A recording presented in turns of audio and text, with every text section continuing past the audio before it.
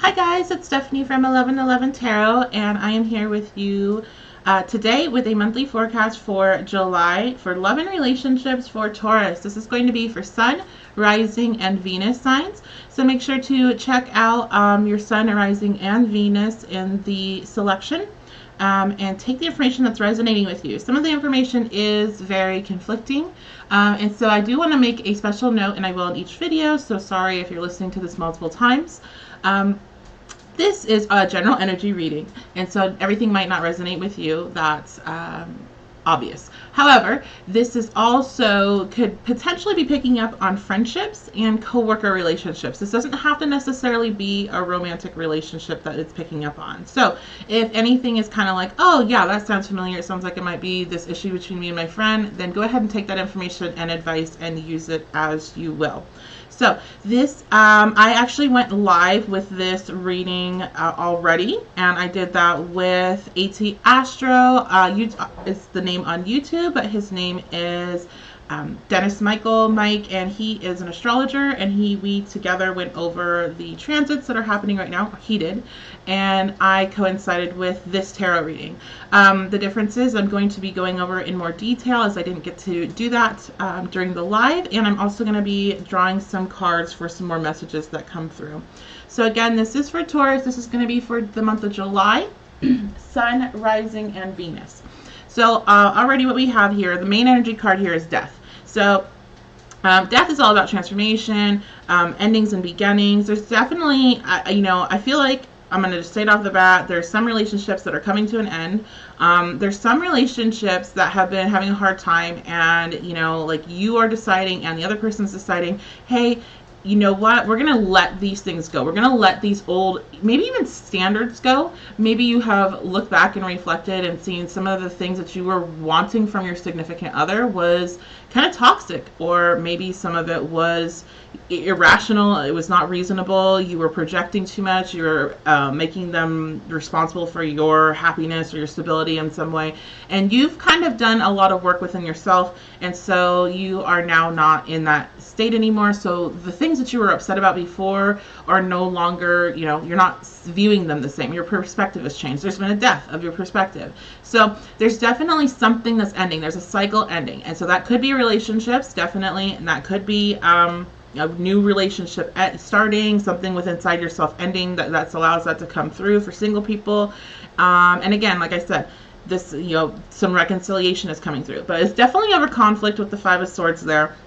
That's going to be this combative energy, this fighting, arguing, and there's it's like this is transferring into something very positive. So that's why I'm not really weighing heavy on that relationships are ending with this one. I have to put that out there because anytime I see the death next when I'm talking about relationships, I'm going to put those two together. That obviously that's going to be a relationship ending. But even if that happens, I feel like obviously it's always for what's best for you, right? No matter what happens. But it doesn't always feel like that. But in this sense, I don't feel like it's going to necessarily feel so bad, because we have the King of Pentacles sitting here.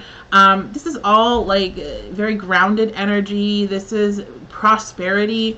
The King of Pentacles has the Midas touch. Everything he turns to gold that he touches. So, maybe through some of this death, this transformation, this pain, you're going to be stepping into the King of Pentacles energy, and it's going to be helping you financially. We also have the Eight of Wands. I feel like for some people that have been on, this is very specific. So for people that are in the back and forth situation in a relationship, somebody you've been dealing with, going back and forth with, twin flame, karmic partner, whatever, those people know who I'm talking about. Those people, I feel like there's some sort of message coming through for you guys from this person that you have been dealing with, and there is some sort of resolution that's coming from that situation. So now when we go into twin flames or soul connections and all that, there's that goes on and on and on. There's back and forth. It's nothing new. This could be a new level of that situation. This could be a death of how you view the situation, and this could be some sort of even though this is a death card and there's not like a ton of union cards here, I do feel like there's some sort of, it might not necessarily be a union, but some sort of understanding that comes to play. But regardless of like wherever you're hitting on the spectrum, there's some sort of financial, tangible benefit. And that can be cut from you just gaining some sort of internal balance and peace from the situation. And so it's no longer using your energy towards that and you're using it towards something different. So let's go ahead and go on with some of the oracles that were coming out. So I'm using the Winchwood Oracles deck. And so we have the Trickster in reverse, which it's not. There we go. I'm not used to doing it this way. Wait, no, there we go. Now it's reverse. Okay, so we have the Trickster in reverse, and this is all about like mischief, fun, uncertainty. So the way I'm seeing this is that, like I said, like no matter what's happening, like if it's a good thing of this death, if this is like leveling up in a way, or if it's, you know, an end of a relationship, like whatever goes down, it's not like this heavy energy with it. It's transformative. Yes, it's you really stepping into your power. It's like the reason my tagline for this is on an adventure, and the reason why I made it that was because like I can't really tell you exactly what's going to go down, but something's going down and it's going to be, you know, it's a lot of change, so it's going to be difficult for Taurus energy, but in a way it's not going to stress you out. I don't see anything here that you're stressed out. It's more of like it's excitement, it's not knowing, it's mischievous, it's different. So but there's some other stuff that's going along here. We also have unrequited love coming out. So this is going to be, I feel, probably for particular people, and it also carries a different message for depending on who it's picking up on. So definitely the relationships that are ending, maybe part of that ending and part of this, you know, this death energy, it's you realizing that, okay, yeah, I really like this person, I really want to go forward with something, but it's not going to work out, obviously. You know, if they wanted me, they would already be here and it would already be done. Maybe, you know, it's just stepping into that energy. And I don't know if you guys have had situations like that in the past where you just literally wake up one day and you're like, it just isn't going to work, and not everything's going to work, and there'll be something else that comes along. You know, it's not being upset about it anymore. This is just, it's like a really good, like, it's not a good card, but it's whatever happens, the energy I feel from this whole spread, and the rest of the cards is it's not going to bother you that much. And it's just that knowing, you know, it's like sometimes you take that L, sometimes you got to learn that lesson that you were seeking something that was not coming back to you. And this could be, you know, part of the message of the reason why the relationship existed to begin with. So it's gonna, this card really varies for me, but let's keep going. So we have Ask Your Angels. So this is gonna be like, I feel for the people that are losing something, and gonna go through some temporary sadness, just because anytime there's a loss, there's gonna be some temporary sadness. You really need to rely on your guides, on your angels, on whatever higher power and you connect with, on trying to figure out the reason why this is happening, instead of like making, like, what's the lesson? Not like why is this happening to me, but like, what is the lesson? What am I learning here? And asking them what I had said and mentioned in the live, if, you know, the particular message is for people that are connected to the various archangels, seeking Archangel Raphael will be incredibly helpful for you during any time this month that you have emotional discomfort attached to this situation. So that was a direct message from my guides to you. And I do believe, yeah, I mean, like, okay, so I know I'm kind of contradicting myself here. Well, I'm telling you guys that it's not like a big deal or whatever, you're going to get over it. It really isn't. Like, I feel like you might be upset for a couple days.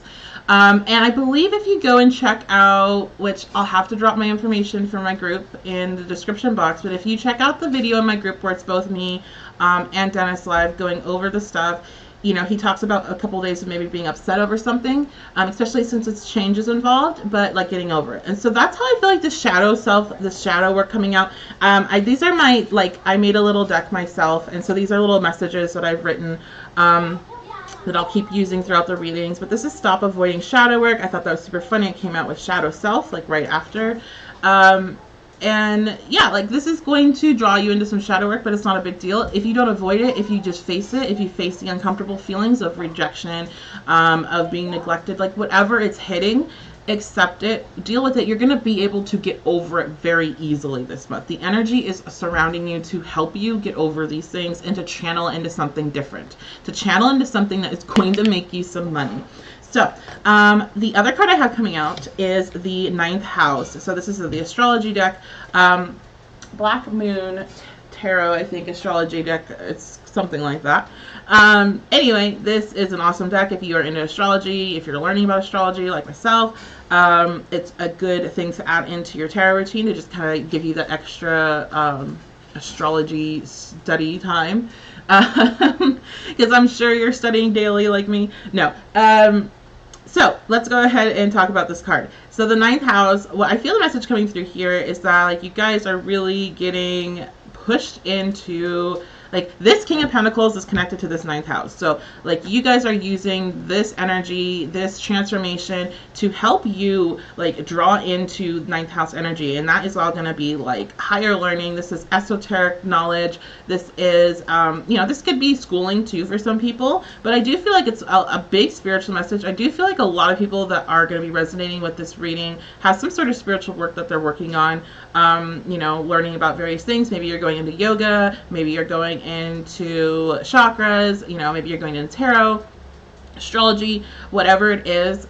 Like this pain and this situation of this relationship has funneled like energy into that, and it's now actually going to be funneling out. So like if you can kind of like look at this here, we have the death card, which it was basically like, okay, let's say this is the like the fuel, right? We have a death card sitting here with the Five of Swords, and that's this fighting and this anger and this you know, this nastiness, and then that just like fuels here up to this ninth house, resulting in the King of Pentacles down here. I think that's pretty cool how it's laid out. Like I'm looking at this now. I didn't see that last night. So yeah, like it's just, you guys are, it's an adventure, because again, the ninth house can actually stand for travel as well. So this could be a move. This could definitely be move. There's moving energy for Taurus. I know that from the reading last night and from personal readings for astrology. There's definitely movement for Taurus suns, Taurus risings. And let's see, I think that's about it that I'm seeing here. I also have for your advice, I have the Four of Swords. And so again, this is really drawing into the ninth house. These two cards go really well together because this is a meditative state. This is pulling back your energy from whatever you were expending it on. So aka this relationship this is reading, pulling your energy in, you know, talking to your guides, doing your shadow work, and digging into this ninth house, this, you know, this higher learning. So let me go ahead and pull some cards just to see what other messages might come through for you guys now that are watching. So I have mental conflict. So there's definitely, like, there's a lot of swords. Well, there's not a lot of swords here. Well, there kind of is a lot of swords here. We got 3 sets of swords. And this, while this is not a sword, but in a traditional deck, that would be like a 2 of swords type energy. So yeah, I mean, you guys are gonna, I feel like this mental conflict is because it's a change, and Taurus energy does not like change. I'm a Taurus sun, I'm a Taurus Mercury. I do not like change myself, so I love it a lot because I'm also a Gemini moon and rising, so it's difficult in my brain. But yeah, like it's, you know, there's some conflict, but it just is not, it doesn't seem to me, yeah, okay, exactly. Like, there's conflict, but we have the Nine of Summer. You guys are getting what you want in the end. Your wishes are coming true. You're getting what you want, especially when it comes to tangible things. There's something that you are creating and you're working on, and all of that what has happened to you over this last year and a half. I'm hearing year and a half. So year and a half has been directly to help you step into this King of Pentacles and start pulling stuff into the physical. And, you know, really, that's that set energy. That's like that financial success. So this is really positive. This is really good, you guys. I don't think I have anything else I can say. So I go ahead and check out the rest of the videos. Again, this is for Taurus, and this is Sun, Rising, and Venus. And I left all the information in the description box of the various ways you can find me. You'll want to check out 1111 Tarot group and Witchy Ink group as well. I just started Witchy Ink a month ago or two. I'm not sure. But it's been a while since I posted on YouTube, so be sure to check that out and the communities that I run on Facebook. I am active daily on Facebook, so if you're wanting to get in touch with me, kind of chat and see about readings or any of that information, find me there. And I've also left the information for my website for booking, all in the description box. All right, I hope you guys have a good month.